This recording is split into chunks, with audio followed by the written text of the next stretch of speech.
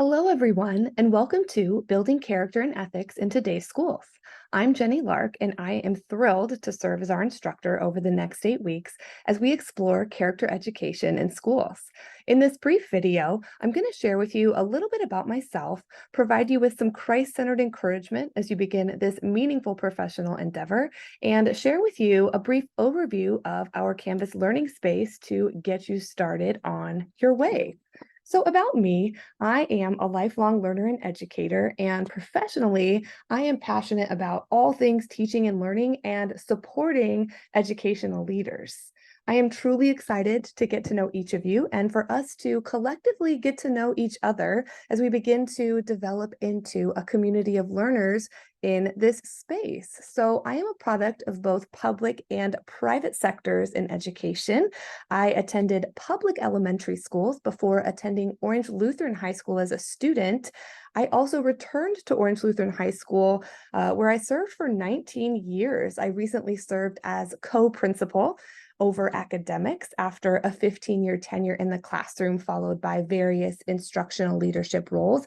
And I currently have the pleasure and honor of serving as vice principal of academics at Crean Lutheran High School in Irvine. In terms of higher education, I earned my undergraduate degree in psychology from UCLA, followed by my master's degree in education from Cal State Long Beach, and most recently followed by my doctorate in educational leadership through UCLA's Educational Leadership Program.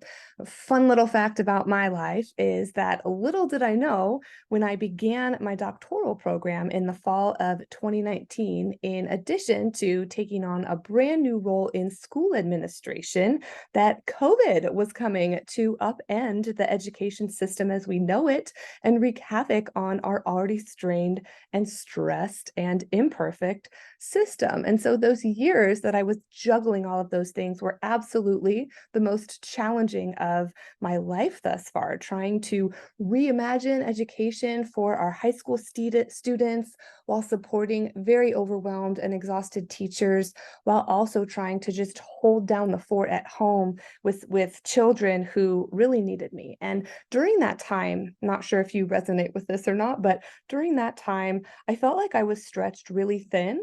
And I was overwhelmed by just the sheer volume of responsibility that I felt was resting on my shoulders. I felt like it was impossible to do everything that I needed to do to support everyone that I wanted to support all on my own strength. And something that God continually revealed to me during those difficult years, there I am trying to juggle working from home and teaching my children in the remote learning setting. But something that he continued to reveal to me in so many different ways is that I don't have to do it all on my own, right? The message for this week is Romans 5, verse 8, and it reminds us God showed his love for us in that while we were still sinners, Christ died for us. What an incredible blessing we have in our gracious God who sent his perfect Son to atone for our imperfections via his death on the cross. And what an incredible blessing it is that he so faithfully provides us via his Holy Spirit working in us with all of those fruits of the Spirit, those character competencies, if you will. Love, joy, peace, patience, kindness, goodness, faithfulness, gentleness, and self-control. All those things that we need to effectively share his love with others by modeling strong character and servant leadership to those that we're blessed to serve, including each other in this class. And as we get started on our journey, and as I reflect back on my own recent experience as a graduate student, a continued source of joy for me across those years that really continues today is the meaningful relationships that God blessed me with through my amazing cohort members. As I think about what's to come for you, I am filled with excitement and anticipation on your behalf as you not only foster important knowledge and skills that are going to further strengthen your educational leadership, but also develop lifelong professional relationships and friendships with an amazing group of fellow educators.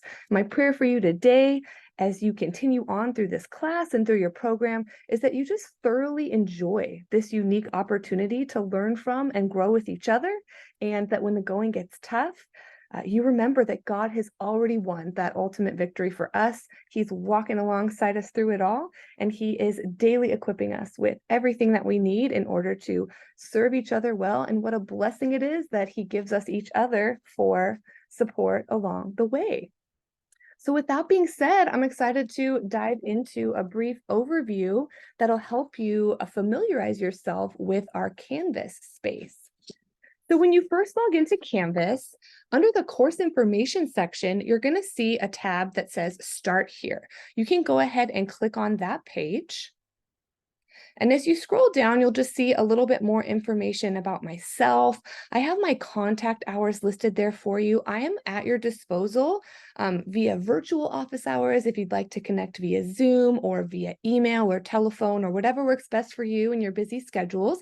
You can see my cell phone listed there, and feel free to email me as well. And especially if you'd like a Zoom appointment, we can set that up too. You'll see my biography listed there underneath my contact information.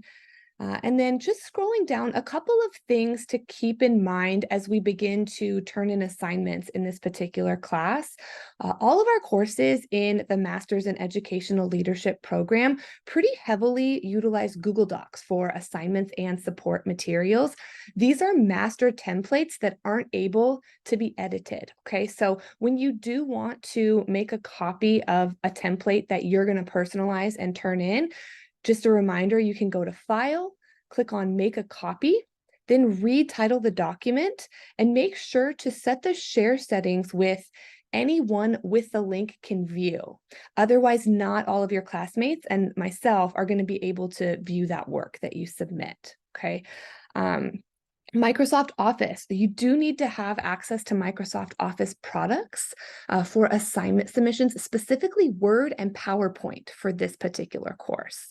And then if you are working collaboratively with other students on presentations or projects or other things like that, when you are using Google products, please go ahead and save your document by going to File and Download. And when you submit it, you're going to actually submit it as a Word document or a PowerPoint document. Okay, so just a friendly reminder there, don't submit an actual Google Doc, but rather the permanent file in terms of submitting your work for grading. Underneath the Google Docs and Microsoft Office announcement there, you'll also see some information about our discussion board rubric. And so if you click that link right there, it'll open up some important information that you can keep in mind when you're submitting discussion posts, which you'll be doing every week. So in this course, because we don't get to interact with each other synchronously, discussions are a substantial part of your course activities. And so up at the top of the page here, you'll just see some important reminders about discussion etiquette. And all of these reminders really revolve around the central theme of speaking the truth in love and engaging in civil discourse with one another, even in the written form within our Canvas learning space. In terms of participation, it would be wonderful if you would be able to complete your assigned readings as early in the week as possible so that you're able to post your initial response to our discussion question also as early in the week as possible. That gives your classmates a lot of time to be able to thoughtfully respond to you so that we can really get a good interactive dialogue going in the online space, all right? As a reminder, your initial post, which answers the discussion board question, is due no later than Thursdays at 11:59 p.m. So you're always going to submit an initial discussion post by Thursday evening at 11:59 p.m. And then you'll also make sure to revisit the discussion post throughout the week, and you're going to make peer responses, at least two, to your peers, and those are due on Sundays at 11:59 p.m.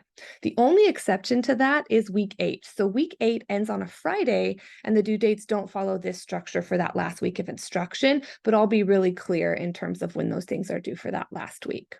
And then finally, in order to set yourself up to submit a successful discussion post, go ahead and spend some time looking at our discussion criteria, specifically the discussion board grading rubric, before you submit those first responses for the week. So as you can see here, you're going to earn a total of 6 points for your particular initial response followed by an additional 2 points each for your peer responses.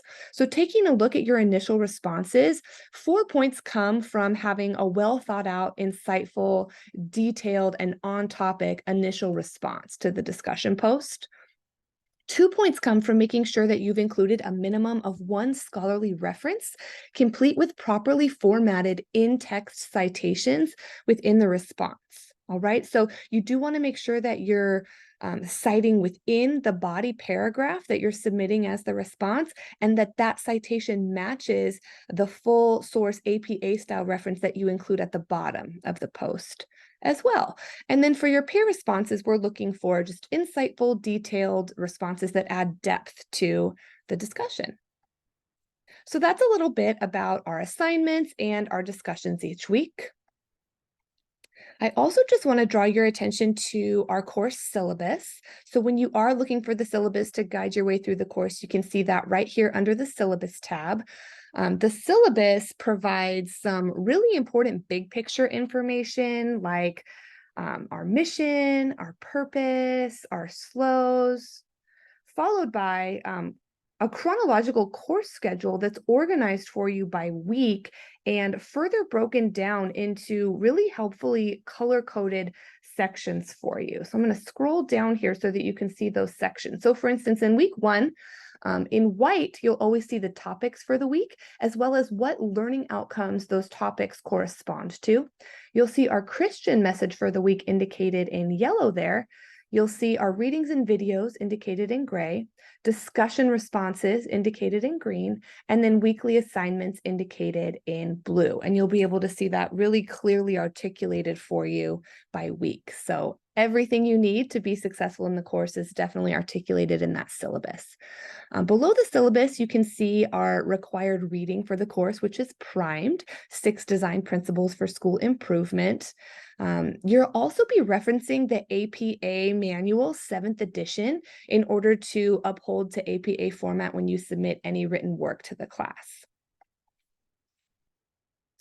Also, just want to remind you that we do have a plethora of student support services available for you as you make your way through the program, and those are listed in the classroom for you here as well under student support services.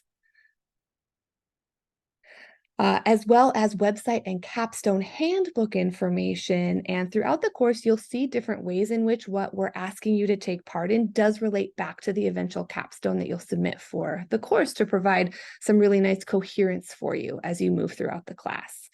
And finally, just wanted to draw your attention to some additional APA resources here.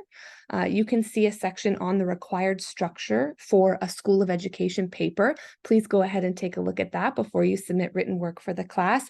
And you'll also see just a number of really helpful APA videos here based on different topics by the wonderful Lori Doyle. We also have library and research resources and an orientation area for you as well. And that brings us to our week 1 content, which we're going to cover in our week 1 welcome video. So at this time, I just want to let you all know how excited that I am to engage on this journey with you.